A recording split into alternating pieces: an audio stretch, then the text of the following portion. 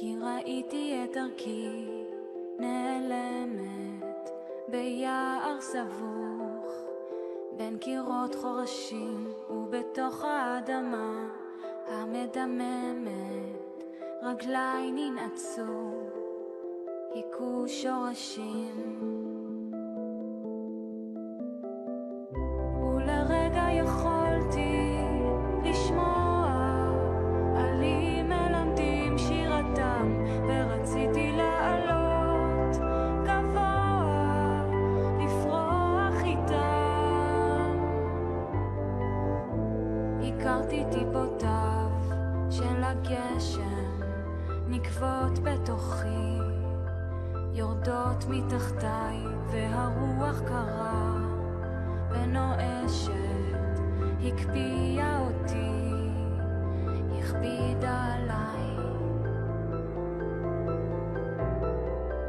ולרגע יכולתי לגוע בקצה הכאב האפור ורציתי לעלות גבוה לראות את האור לראות את האור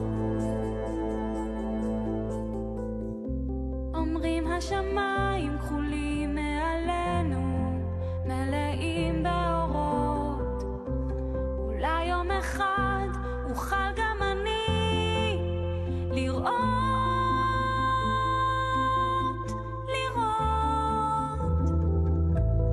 מזל טוב. קודם כל מוריה, נשאלה.